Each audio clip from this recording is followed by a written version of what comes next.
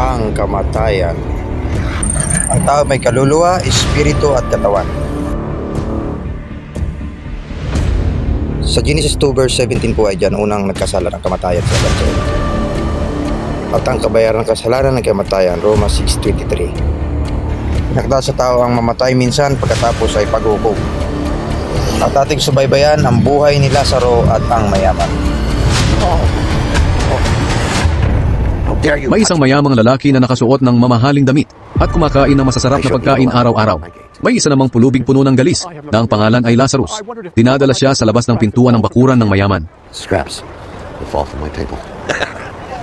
But then with the dog, Gusto niyang makakain kahit ng mga tira-tira lang na nahuhulog galing sa mesa ng mayaman. it's infected.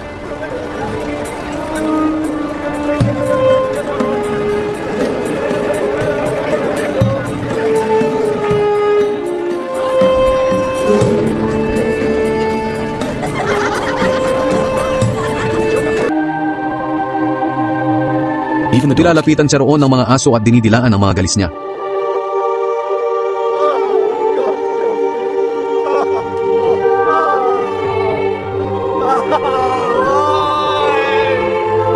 Namatay ang pulubi at dinala ng mga anghel sa piling ni Abraham.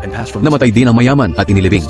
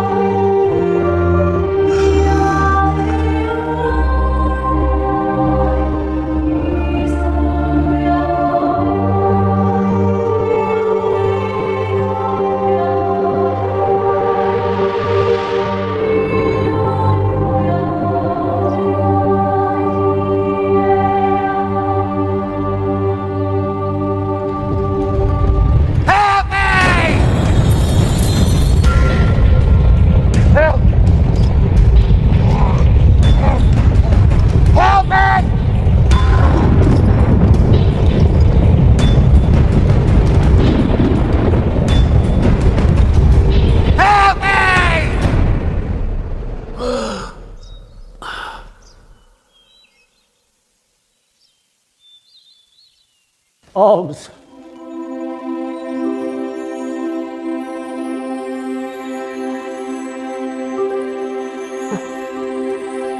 Welcome. Father Abraham? Yes. Yes, I am Abraham. Welcome to paradise. Paradise? Yes, Lazarus. Paradise!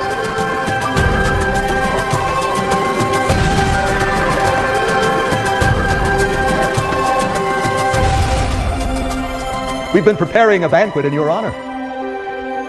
Yes, yes, come. At habang nagdurusa siya sa lugar ng mga patay, nakita niya sa malayo si Lazarus na kasama si Abraham. Kaya tumawag siya, "Amang Abraham, Father Abraham! maawa kayo sa akin.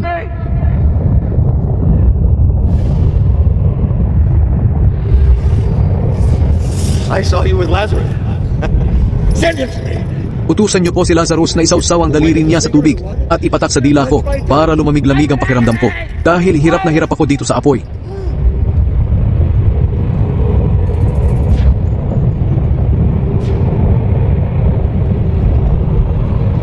Pero sumagot si Abraham, "Anak, alalahanin mong noong nabubuhay ka pa sa lupa ay mabuti ang kalagayan mo. Pero si Lazarus ay hirap na hirap. Received his bad things. Ngayon naman ay inaaliw siya rito at ikaw naman ang nahihirapan." Isa pa, hindi maaari ang sinabi mo dahil may malawak na bangin sa pagitan natin. Ang mga nandito sa amin na gustong pumunta riyan ay hindi makakatawid at ang mga nariyan sa inyo ay hindi rin makakatawid dito. Sinabi pa ng mayaman, "Kung ganoon, Amang Abraham, nakikiusap ako sa inyo, papuntahin ninyo si Lazarus sa bahay ng aking ama para bigyan ng babala ang 5 kapatid na lalaki tungkol sa lugar na ito ng paghihirap nang hindi sila mapunta rito." Sumagot si Abraham, "Nasa kanila ang mga isinulat ni Moises at ng mga propeta. Dapat nilang pakinggan ang mga iyon." Sumagot ang mayaman, hindi po sila makikinig doon ang mga Abraham. Pero kung may patay na mabubuhay at pupunta sa kanila, magsisisi ang mga iyon. Pero sinabi ni Abraham, kung ayaw nilang makinig sa mga isinulat ni Moises at ng mga propeta, hindi rin sila maniniwala kahit may patay pa na muling mabuhay at mangaral sa kanila.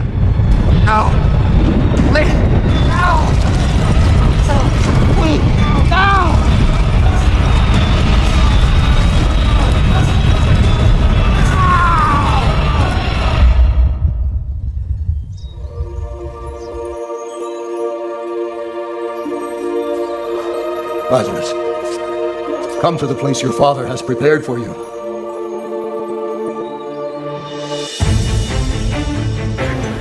Ikaw ang Mesyas. Iligtas mo ang iyong sarili at pati kami. Hindi ka ba natatakot sa Diyos? Tumanggap siya ng hatol. Tulad mo, at wala siyang kasalanan.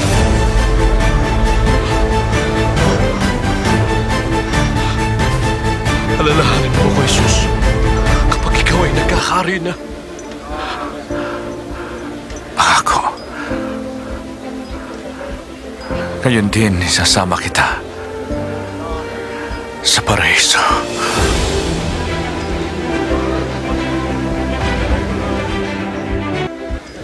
Ang impyerno. Babala, ang impyerno ay hindi biro. Ang impyerno ay totoong totoo. Ang impyerno ay isang lugar na nakakatakot. Sa impyerno, ang apoy ay hindi mapapatay. Ang mga uod ay hindi namamatay. Ang parusa sa impyerno ay lubhang masakit, na walang mga sandali ng kagalakan, walang mga sandali ng pahinga, at walang pag-asa ng pagtubos. Ang mayroon lang ay matinding pagdurusa, panghihinayang at kalungkutan. Bakit napupunta ang mga tao sa impyerno? Dahil lahat ng tao ay nagkasala. Kung hindi tayo magsisi pagkatapos marinig ang ebanghelyo, kung hindi tayo maghahanap ng paraan upang maiwasan ang kaparusahan ng impyerno, kung gayon tayo ay itatakda sa impyerno.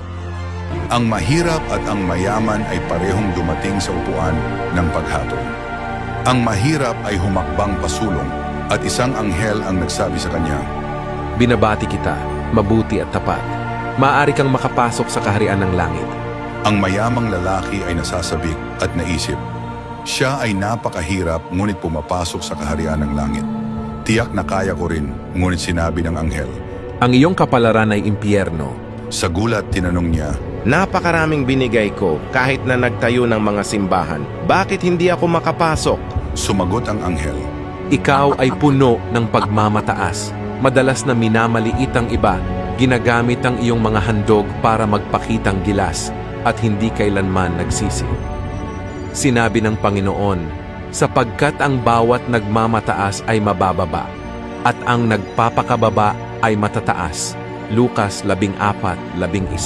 Ang kaharian ng langit ay hindi tumitingin sa kayamanan ng mga handog. Nakikita lamang nito ang pagsisisi at mapagpakumbabang pagpapasakop sa Diyos. Ang mga sumasang-ayon ay magsasabi ng Amen. Ang pagbabahagi ng post na ito ay nagpapakita na naniniwala ka na ang salita ng Diyos ay ang katotohanan. Tapat na lingkod ng Panginoon. Sige, yan ang pintuan patungo sa langit.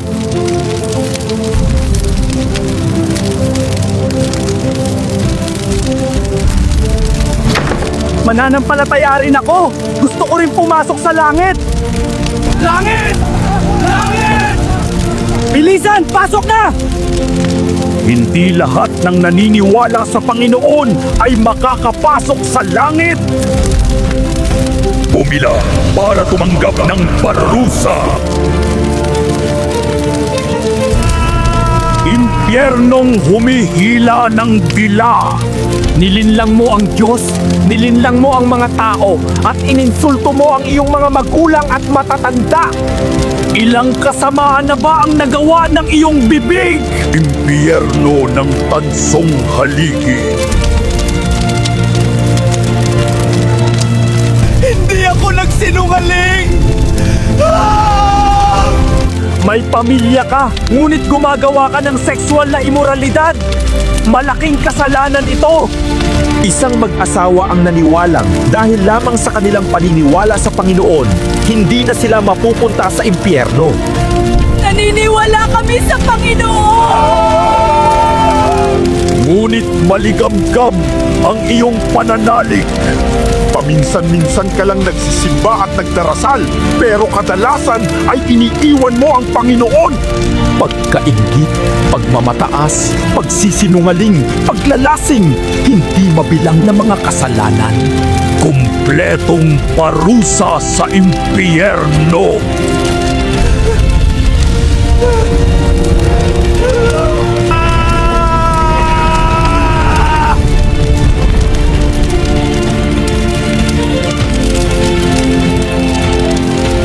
Sabi ng Panginoon, hindi ang bawat nagsasabi sa akin, Panginoon, Panginoon, ay papasok sa kaharian ng langit, kundi ang gumaganap ng kalooban ng aking Ama na nasa langit.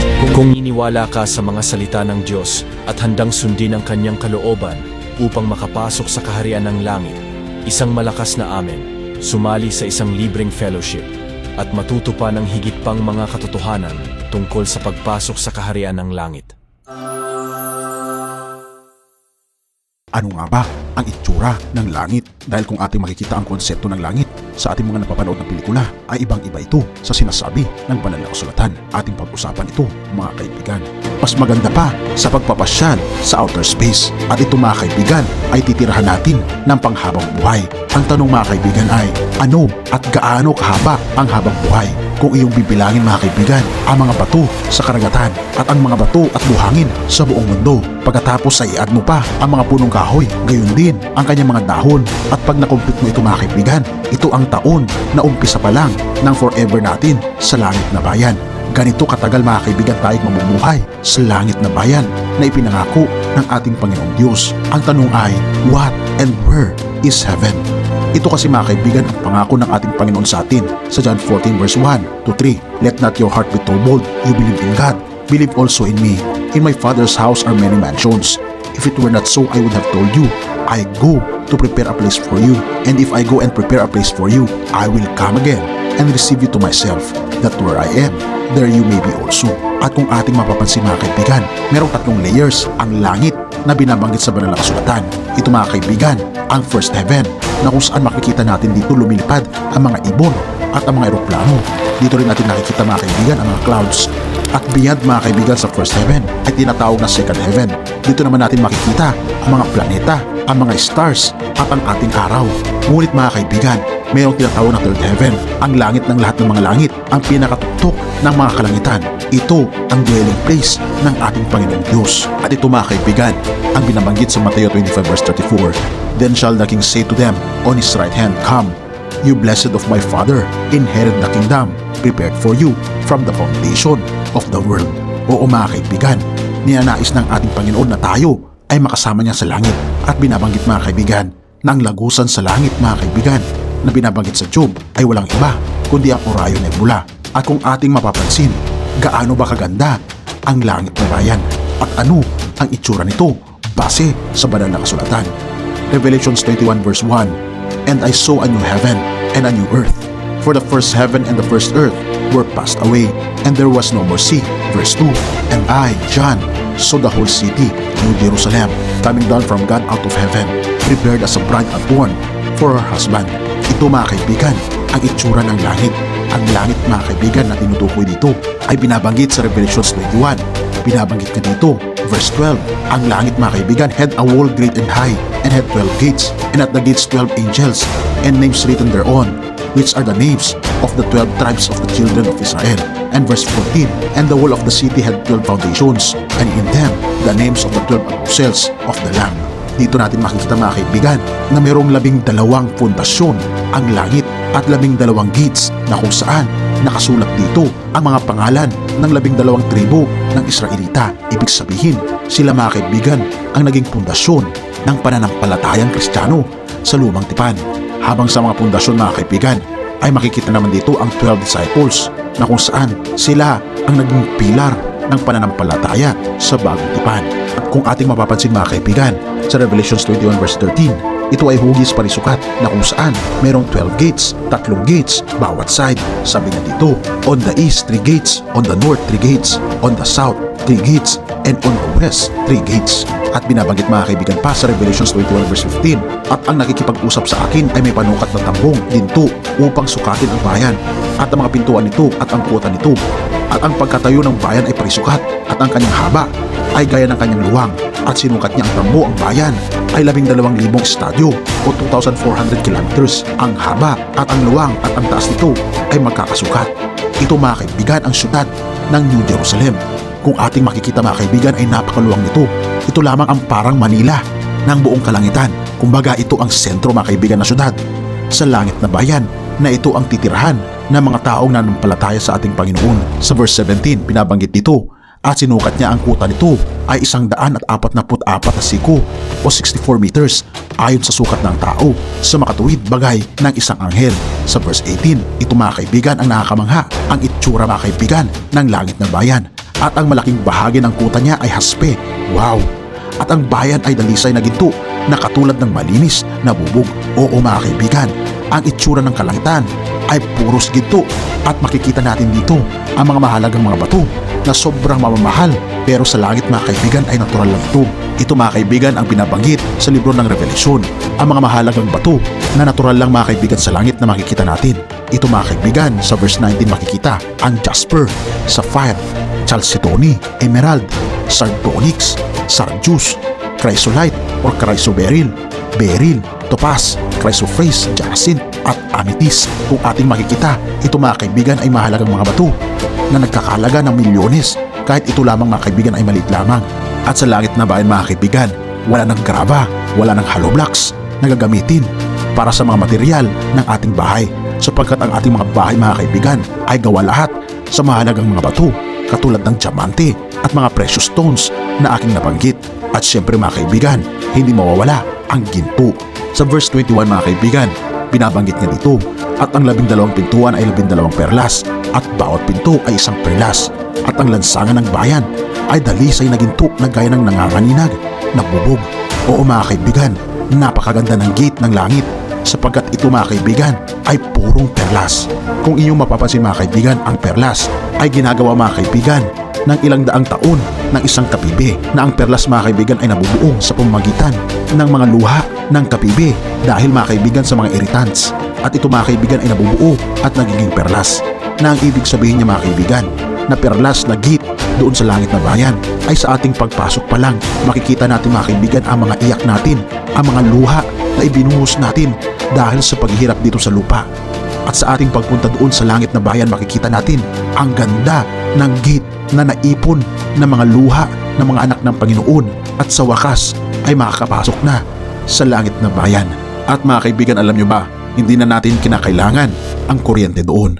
Verse 23, at ang bayan ay hindi na nangangailangan ng araw o ng buwan man upang lumiwanag sa kanya, sapagkat nililiwanagan ng kalulatian ng Diyos, at ang ilaw doon ay ang kordero. Oo mga kaibigan, ang ating ilaw ay walang iba kundi ang ating Panginoong Diyos. Sa sobrang kaliwanagan niya ay maiilaw niya ang buong lugar mga kaibigan sa langit na bayan. Pahayag 21 verse 1, ipinakita rin sa akin ng anghel ang ilog na nagbibigay buhay. Ang tubig nito ay kasing linaw ng kristal na dumadaloy mula sa trono ng Diyos at ng Kordero. Oo mga kaibigan, ganito kaganda ang langit na bayan, na sa ilog pa lang mga kaibigan ay makikita natin na ito ay umaaninaw na kristal na sobrang linaw at sobrang linis. At ganoon din mga kaibigan, ang ating Panginoong Hesus ay makakapiling natin sa langit na bayan.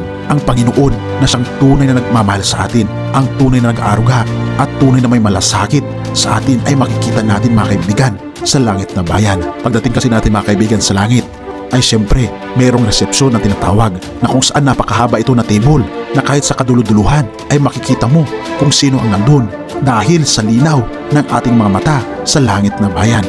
Na makasama tayo mga kaibigan sa langit na bayan dahil doon makikita natin ang ating katawan na magiging immortal. Pahayag 22 verse 2, sa gitna ng lansangan ng lungsod, sa magkabilang tabi ng ilog ay may punong kahoy na nagbibigay ng buhay. Namumunga ito ng 12 beses sa isang taon, isang beses sa isang buwan. At ang dahon nito ay nagpapagaling sa mga bansa. Oo mga kaibigan, mayroon doong puno na tinatawag na Tree of Life na kung saan nagbubunga ng 12 na klase ng bunga bawat buwan. For example mga kaibigan, January ay orange, pagdating ng February ay mangga, pagdating ng March ay grapes. At dito natin makikita mga kaibigan na habang tayo ay kumakain sa mga prutas nito, iyon naman mga kaibigan ang paghaba ng ating buhay na magkakaroon tayo ng immortal life at babalik ang ating dating height na katulad ng height ni Adan tsaka ni Eva na umabot ng 14 to 16 feet at wala na rin kukulubot mga kaibigan ang mga balat sapagkat maging ang lola mo at ikaw ay parehas ang itsura at hindi makikita ang katandaan sa ating pangangatawan. At ito mga kaibigan ang good news. Pahayag 21 verse 4, papahiran niya ang mga luha sa kanilang mga mata. Wala ng kamatayan, kalungkutan, iyakan o sakit sapagkat lumipas na ang dating kalagayan. Oo mga kaibigan, wala nang mamamatay doon sa langit sapagkat nais ng ating Panginoon na tayo ay bigyan ng buhay na walang hanggan. 21 verse 24, 25, 26. At dadalhin doon ng mga hari ang mga kayaman nila at palaging bukas ang mga pinto ng lungsod dahil wala nang gabi roon. Ang magaganda at mahahaling bagay ng mga bansa ay dadalhin din sa lungsod na iyon. Oo mga kaibigan, sa lugar na iyon ay wala ng security guard, wala nang magnanakaw at wala na rin mga lock ang ating mga pintuan dahil ito ang kanyang panukala para sa atin. Ngunit ito mga kaibigan, ang babala ng ating Panginoon sa pahayag 21 verse 27. Pero hindi makakapasok doon ang anumang bagay na marumi sa paningin ng Diyos, ang mga gumagawa ng mga bagay na nakakaya at ang mga sinungaling. Ang mga makakapasok lang doon ay ang taong nakasulat ang pangalan sa aklat ng buhay ng Kordero. Oo mga kaibigan, nais ng ating Panginoon na isuko natin ang ating buhay sa Kanya at tayo ay magiging mapalad na isusulat niya ang ating mga pangalan sa libro ng buhay. At nais ng ating Panginoon na talikuran na ang ating mga kasalanan dahil nais niya mga kaibigan na makapiling tayo sa langit na bayan. At babanggitin niya pagdating natin doon, well done, thou good and faithful servant. Come, enter the joy of the Lord.